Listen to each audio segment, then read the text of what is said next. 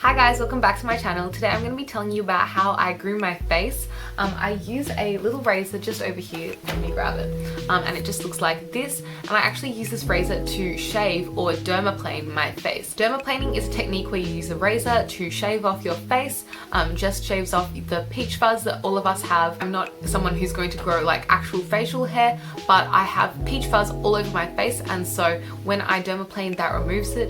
It also removes any like mustache hair that I might have. I don't have a huge amount of mustache hair and I used to actually bleach it, but recently I've just been dermaplaning it because it's so quick and easy. My hair doesn't grow very like densely or coarsely or anything, but it does grow a little bit on the darker side, and because I am usually paler, it shows up in quite contrast to my skin tone, so that's why I do choose to dermaplane a lot of the time. Another thing that is great about dermaplaning is it's a physical exfoliant. You are literally exfoliating off, shaving off the top layer of your skin really gently with a razor. So it is a really great way to get smooth skin. Before a special event, I usually dermaplane just because it gives a really flawless finish to the skin. I've just dermaplaned before I did my makeup look today, and as you can see, my skin is so smooth. And yeah, so I really recommend dermaplaning if you don't have sensitive skin. I wouldn't actually recommend dermaplaning if you do have sensitive skin, just because dermaplaning is quite harsh on the skin and it can actually irritate your skin quite a fair bit. I recommend if you are interested in dermaplaning but are not sure if it's right for you, I'll link below an esthetician's kind of guide to dermaplaning, and it shows how she dermaplanes and her tips on dermaplaning. So if you're interested in more about dermaplaning, I'll link that down below and you should definitely go check that out. Just a couple more things about dermaplaning. I find dermaplaning works for me. That doesn't necessarily mean it's going to work for everyone, so take everything I say with a grain of salt, because these are things that I find work for me personally, and these things may not necessarily work for your different unique skin type. That's everything I have to say. I'll finally let you go watch me shave my face now. So all you're gonna need is a razor. This is what mine looks like. It's just an open up one like this, and this side is the blade. I purchased this from Daiso, and I bought this in a pack of 3 for $2.80 if I remember correctly. And then I just have a mirror here just because I can't do it looking in my camera because I will be doing it blind.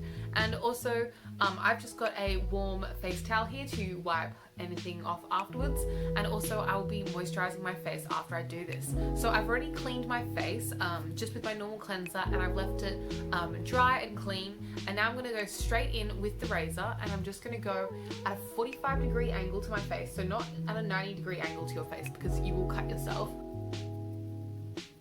And I'm just going to really carefully shave downwards.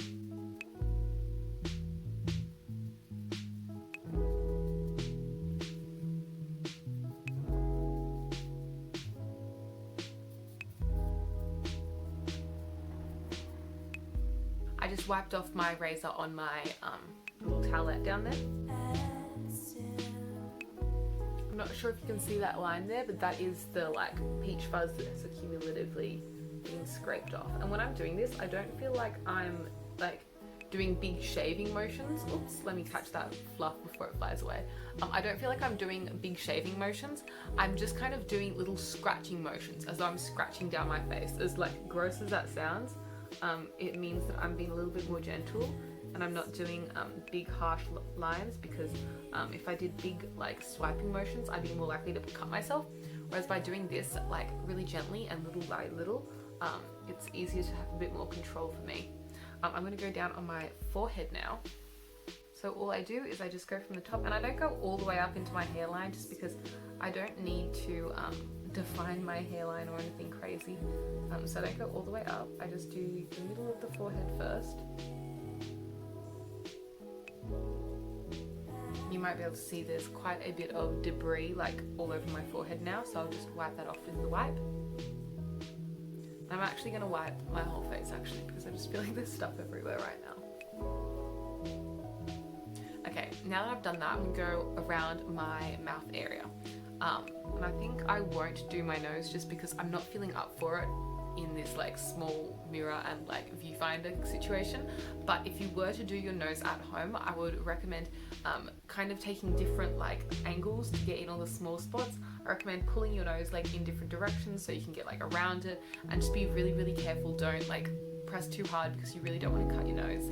I'm just gonna go around my mouth area now to shave any like mustache kind of peach fuzz I might have.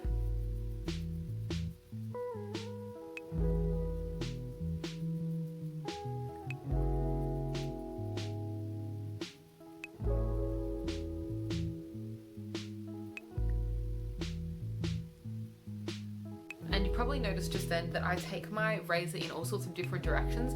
I do whatever is most comfortable. I know some people go downwards the whole way, but sometimes I feel like I'm going to like get a better angle if I go in sideways or something. So whatever is more comfortable for you, I do anything as long as I don't cut myself. Now I'm going to go into eyebrows. I use the same razor. Usually I take tweezers, but I'll show you how I make the same shape with a razor, and you can choose to tweeze your eyebrows if you want. I've actually been into razoring my brows recently just because it grows back faster, and so I feel like I'm not damaging my brows. Pretend skinny brows became a trend again. It'd be easy for me to just shave off like the whole top part of my brow and have like tiny little skinny brows, and they would grow back the week later. So it's like a less permanent way of like grooming your brows. The thoughts I have when I do my brows, as you can see, mine are super overgrown. I go from here, so I want my brows to end here. I kind of follow that basic nose shape, and then I do here for the arch and then here for the tail. And I've actually been shaving off some of the tail like extra recently, just so that I can like have more of a lifted brow look, but sometimes I don't do that. Also, I just clean up, I don't know if you can see, but underneath my brow I'll have a little bit of extra, and sometimes on top, so I just shave that off completely. So I just go straight in. So now the top of my brow there is really, really straight. I'm going in on the side. That's all I'll do on the side of my brow there. I might curve the top of my brow a little bit more just because it looks really angular right now, but I'll have a look at that at the end and see how I feel. I'm just going to go underneath my brow and clean that up underneath here. The benefit of using a razor on your brows as well is it takes so much shorter. Like, it's so much faster to do your brows with a razor than to do them with a pair of tweezers, because with the tweezers you have to take each hair individually one by one, whereas with the razor you just pow pow pow and like remove all of them at once. So now that I've taken out the extra hairs down there, I'm going to take out the extra hairs on that angle.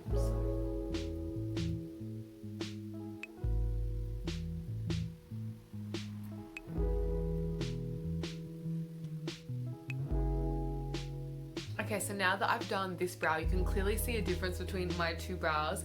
I'm going to go in on my right brow now. So I'm just going to go down the top.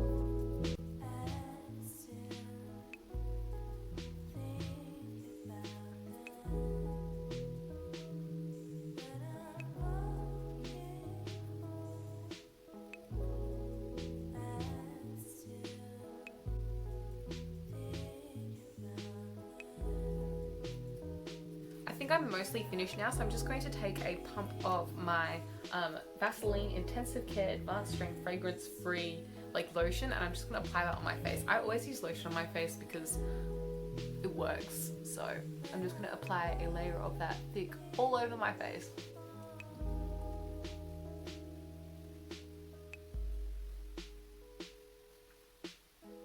I've actually decided to go one more time on the top of this brow just because this one looks so arched compared to this one. So I'm just going to take this one down a teeny tiny bit, and so that way hopefully they look a little bit more like sisters and less like distant cousins.